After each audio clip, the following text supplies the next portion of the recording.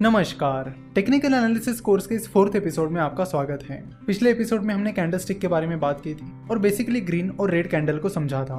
आज हम वहां से आगे बढ़ेंगे। तो किसी भी कैंडल की जो बॉडी होती है वो बहुत इंपॉर्टेंट होती है।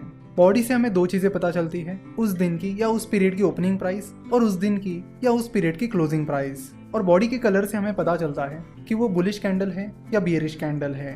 तो कैंडल स्टिक टेक्निकल एनालिसिस के लिए बहुत ही ज़्यादा इंपॉर्टेंट है, क्योंकि बस एक कैंडल को देखकर आपको बहुत सारी चीज़ें पता चल जाती हैं और इजीली आप ट्रेंड के बारे में पता कर पाते हो कि बुलिश ट्रेंड चल रहा है या फिर बियरिश ट्रेंड चल रहा है। शेयर की ओपनिंग प्राइस, क्लोजिंग प्राइस, लो और हाई को चेक करने के लिए आपको उनकी प्राइसेस चेक करने की जरूरत नहीं होती।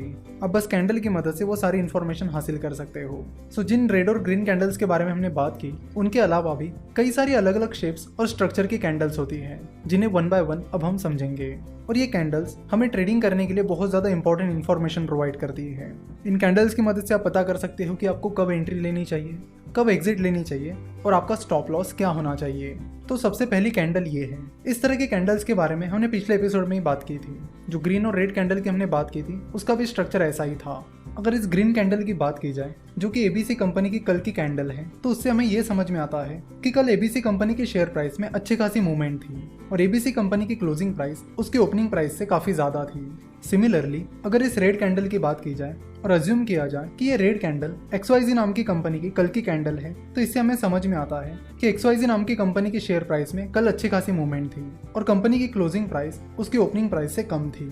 नाउ अब इन कैंडल्स की बात करते हैं। तो अगर आप देखोगे तो इन कैंडल में और पिछली वाली कैंडल्स में डिफरेंस ये था कि पिछली वाली कैंडल्स की जो शैडोज थी वो काफी लंबी थी और इन कैंडल्स की जो शैडो है वो उतनी लंबी नहीं है। तो अगर किसी कैंडल की शैडो कम है तो उससे हमें क्या पता चलता है? तो उससे हमें पता चलता है कि अगर वो ग्रीन कैंडल है तो उसके क्लोजिंग प्राइस उसके हाई प्राइस के काफी नजदीक थी और साथ ही उसकी ओपनिंग प्राइस उसके लो प्राइस से काफी नजदीक थी। वही अगर वो रेड कैंडल है तो उससे हमें पता चलेगा कि उसके क्लोजिंग प्राइस उसके लो प्राइस से काफी नजदीक है और उसकी ओपनिंग प्राइस उसके हाई प्राइस से नजदीक है, जैसा कि आप यहाँ पर सामने देख सकते हो।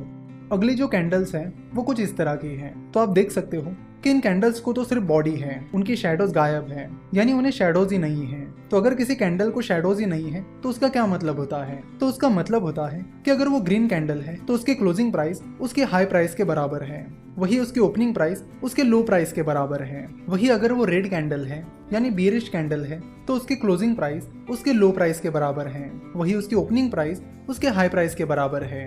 अब अगले कैंडल्स के बारे में बात करते हैं। अगली कैंडल्स कुछ इस तरह दिख रही है, जिसमें उनकी बॉडी काफी छोटी है, वही उनके शैडोज काफी ज्यादा लंबी है।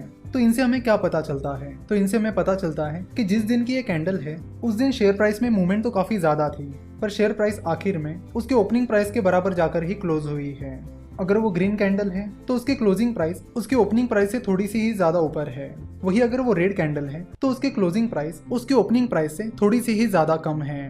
तो इन कैंडल से हमें पता चलता है कि उस दिन शेयर प्राइस में मूवमेंट बहुत ज्यादा हुई थी। जैसे कि आप देख सकते हो कि उसके लो प्राइस में और हाई प्राइस में काफी ज्यादा डिफरेंस था, पर वो शेयर प्राइस उसके हाई प्राइस पर या लो प्राइस पर मेंटेन नहीं रह पाई और आखिर में वो शेयर प्राइस उसके ओपनिंग प्राइस के पास जाकर ही क्लोज हुई।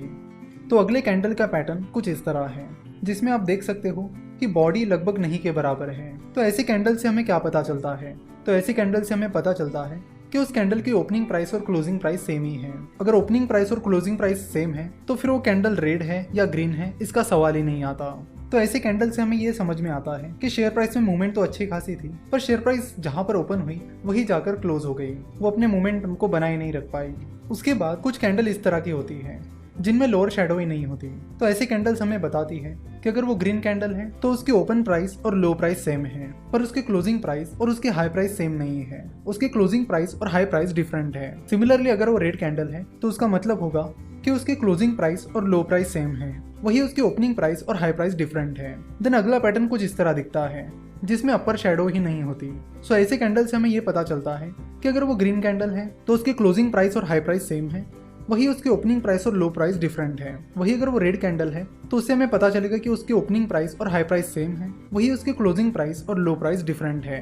तो ये जो अलग अलग तरह की कैंडल्स होती है वो हमें अलग अलग इंडिकेशंस देती है। इन सब कैंडल्स का नाम भी अलग अलग होता है और उनके मीनिंग भी अलग अलग होते हैं।